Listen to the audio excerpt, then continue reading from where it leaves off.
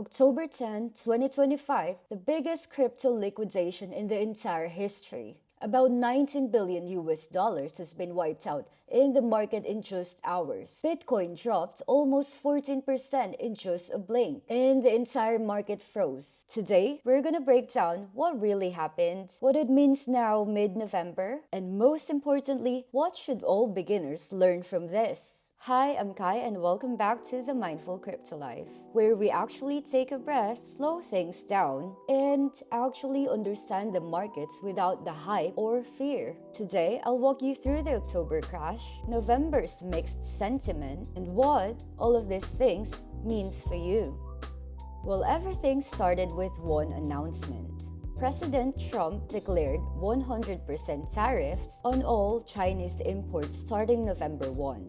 And that single line reignited global trade war fears. So, crypto reacted instantly. Bitcoin fell down from $122,000 to $102 and $105K range. Ethereum dropped around 18%, and the alts bled anywhere between 15% to 90%. And more than $19 billion in long positions were liquidated across exchanges. This wasn't just a dip, it was a full reset. Three things happened at the same time. Number one is your macro shock. The tariff news hit during an already fragile global environment. Second, there's too much leverage in the system. Open interest was near cycle highs, and one drop triggered a chain reaction of liquidations. Number three, liquidity gaps and timing issues. This actually hit late on a Friday where most market makers are already offline, which left thin order books and extreme slippage. When macro stress meets leverage and low liquidity, you get a waterfall. During an event like October 10, when liquidity evaporates across all the venues, a lot of exchanges struggled. There were some exchanges where traders faced outages, some cannot log in, and some cannot execute orders. There were some exchanges that froze down, lagged, or showed price irregularities during the liquidation cascade. On the good note, there were actually two exchanges that stood out during this event for different things. Number one is Fimex. They were able to maintain a 99.9% uptime with no major order failures, and all orders are consistently executing.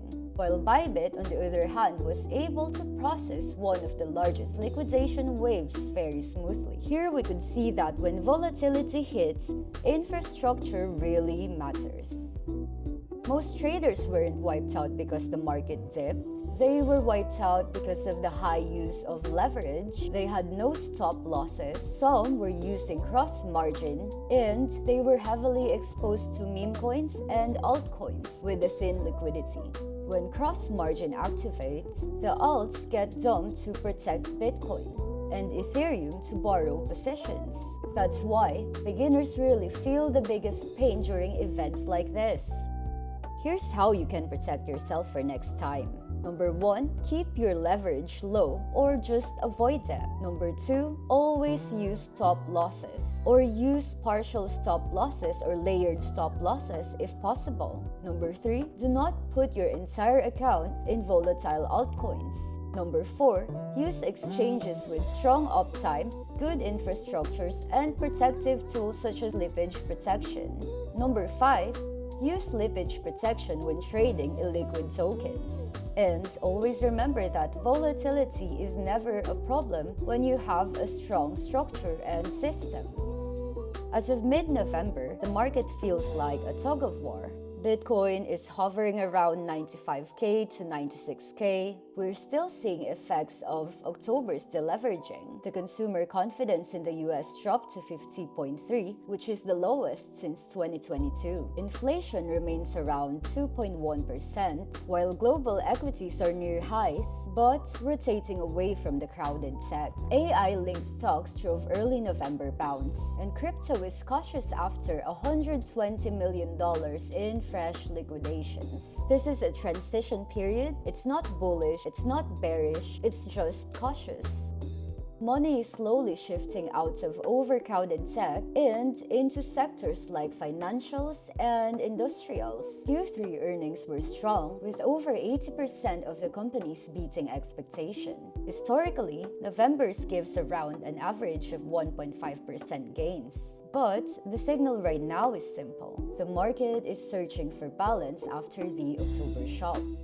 So you might be thinking, what are the upcoming events to watch? Well, the short-term catalysts include number 1, Nvidia earnings. This is a major sentiment driver. Number 2, jobless claims near 227,000. The third one is housing data. This is a potential recession early indicator. And the last one is a 50% chance on the Fed rate cuts. These events will shape the risk appetite into December. Now, let's talk why this matters to you if you are new. October 10 wasn't just a crash. It was your first real example of how hands-on market react to policy, headlines, and emotion.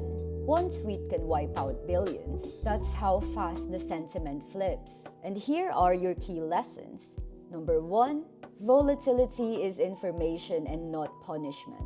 Number 2, diversification helps protect you when one sector freaks out. Number 3, stop losses and sizing matters more than predictions.